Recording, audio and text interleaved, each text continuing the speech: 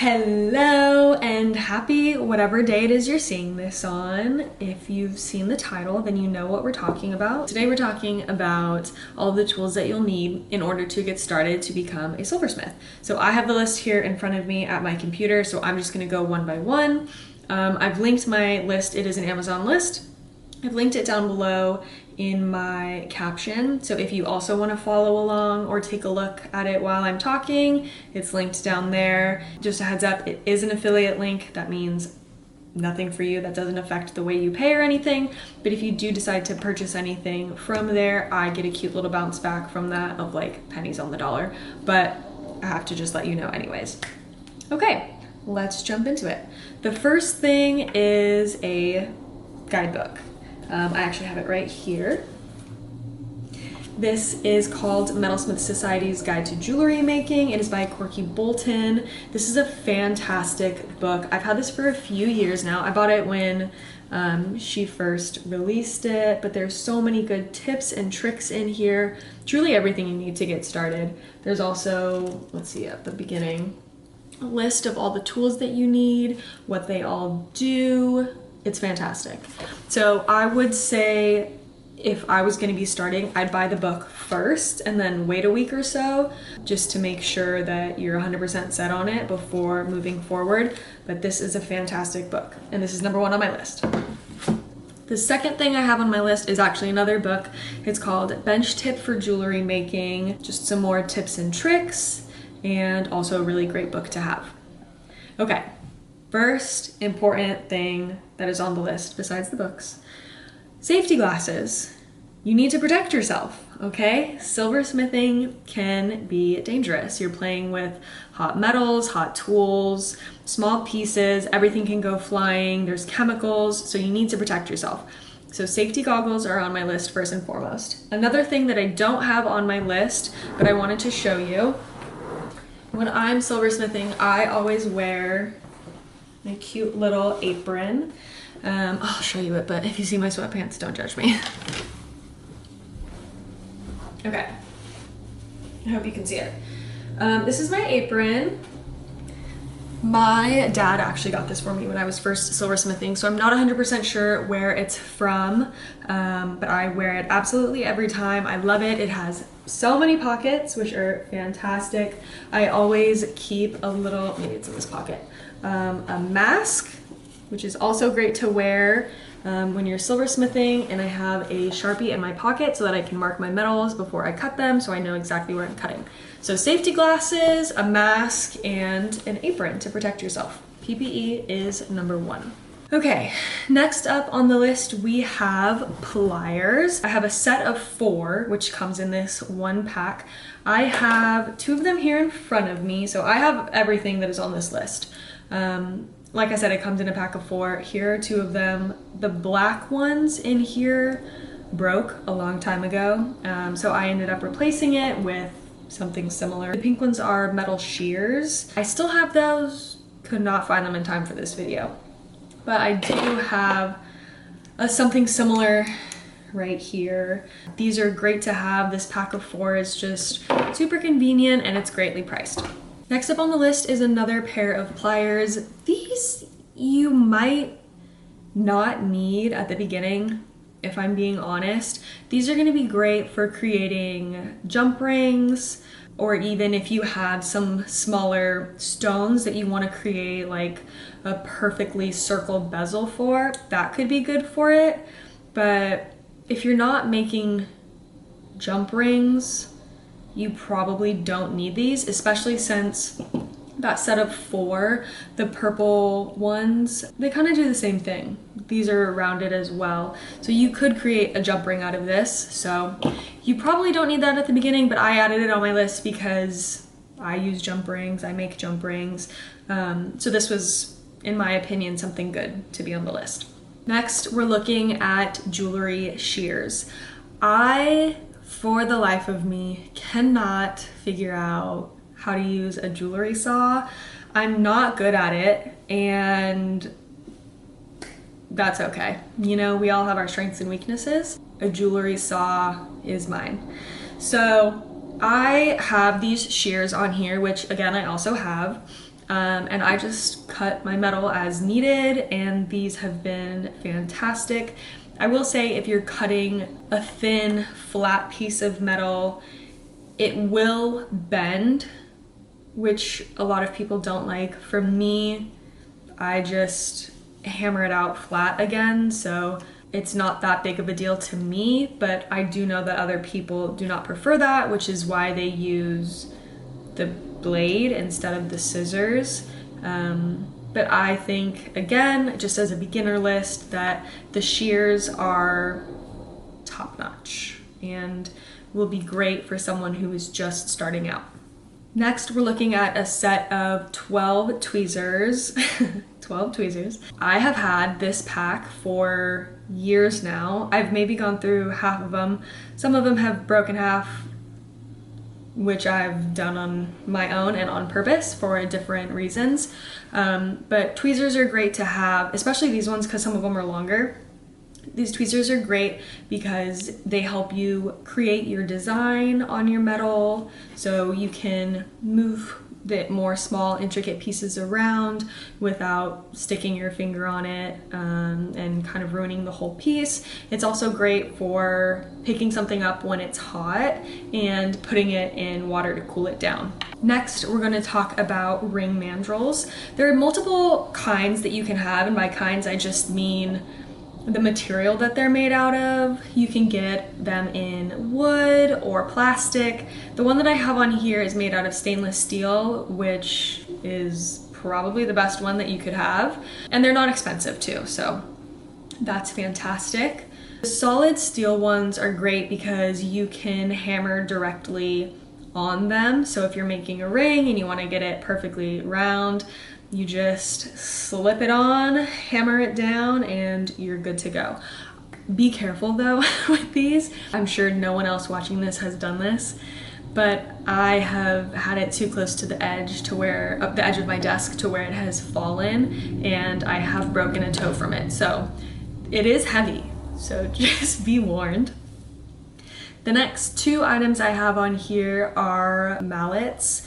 One of them is made out of rawhide, which is going to be probably the #1 mallet that you use. The second one on the list is made out of rubber, and it's going to be probably better for your thinner pieces. I have, again, both of these mallets. The rawhide one, I will say I use more, so if you're leaning more towards one than the other, I would stick with the rawhide. Next, we're looking at a set of files. This one comes with 17 pieces. Some are smaller, some are larger. You're gonna need both, which is why this pack of 17 is so great. I don't actually have this exact one. Mine came with less. So this one's better, in my opinion. I use, as you could imagine, the smaller ones for smaller edges, smaller designs, and then the bigger ones for just getting the job done quicker. Okay, so that's probably all of the main tools that you're gonna need. Next, we're gonna talk about butane torches. I prefer a handheld one. That's just me. I know a lot of people will get the big tanks and attach the hoses to it and do it that way. I don't know why, but I always prefer the handheld.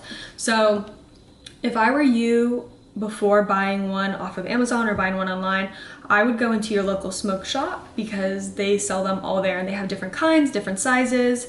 You can feel them out, see how it feels in your hand, and then you can buy your butane from there as well. It's also probably cheaper to buy it from a smoke shop than it is to get it on Amazon. The place that I have found that sells butane the cheapest is Walmart. Walmart, for whatever reason, sells butane bottles the cheapest. So just a little tip for you: if you live by a Walmart, go check them out. Next, we're looking at soldering picks. This one comes in a set of 3. These ones I have found to be a little bit more cheap. I've broken 1 or 2 of them, but again, that's over time. I've had these for a few years, so it's definitely worth what you're paying. This is what you're going to use in order to move your metal around when it's hot. So when you heat a piece of metal, sometimes it can move a different way. If you have a little silver ball on your design and you heat it too fast. Flame could push it in a different direction than you don't want it to go.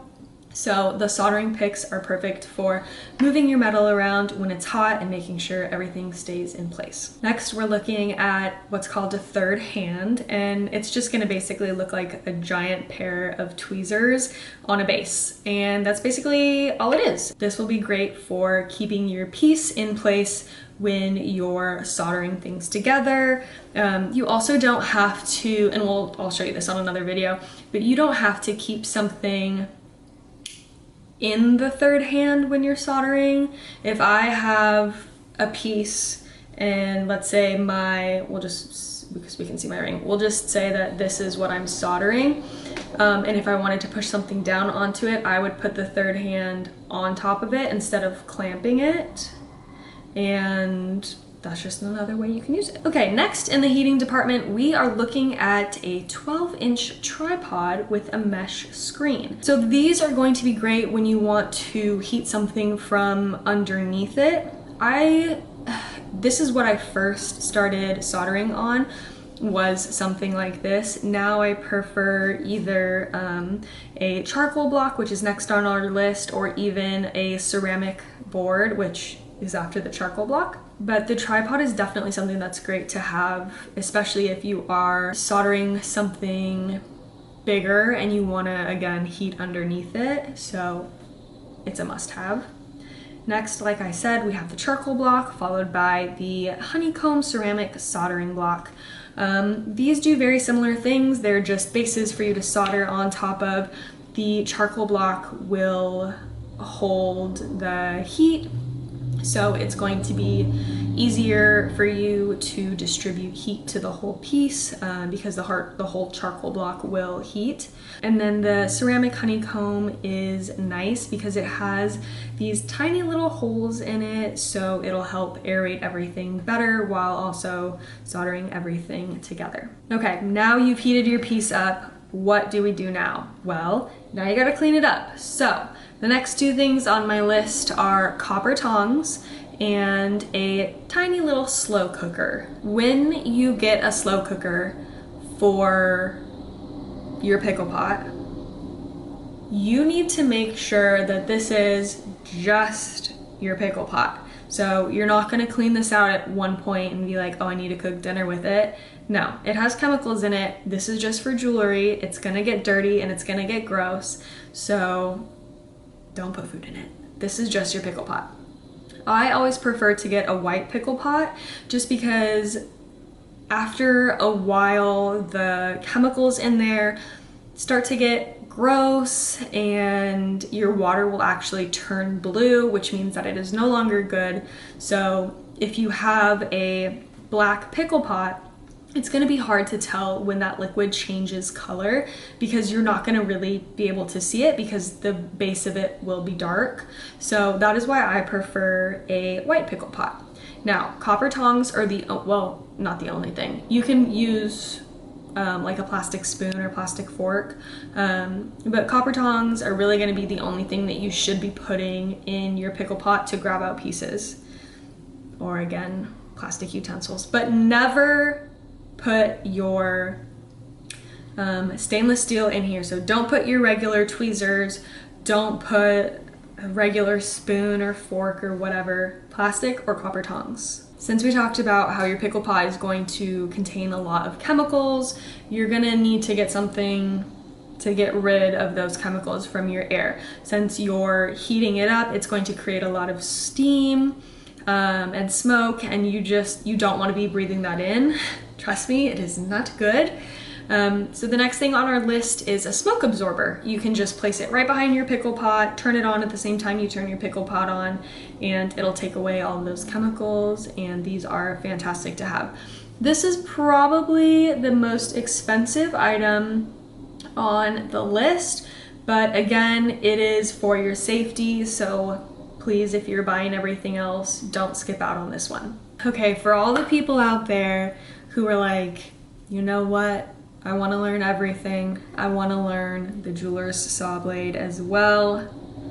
I have added the saw on there for you. Compared to other jeweler's blades, this one is going to be on the cheaper end, which is fine, again, for someone who is starting out. It comes with blades, but you can always venture out and get something better, something sturdier. This is probably something I should learn to do this year too. So maybe I'll add one to my cart as well.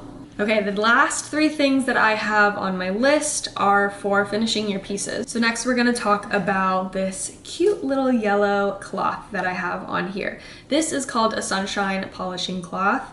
These are bright yellow when they arrive, and then when you start cleaning up your metal, they will turn gray. And that is okay, that just means that they're doing their job. When they are fully gray, you do not need to get rid of them. They will still work perfectly fine.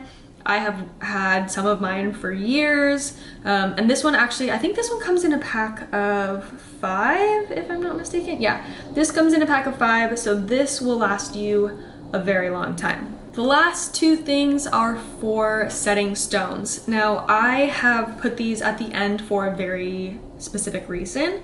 If you're not going to be using stones right off the bat, you don't need these. The first one that we're going to be looking at is for setting stones. So this will help you push your prongs or your bezel closed around the stone. And then the last one is specifically for people who are making rings.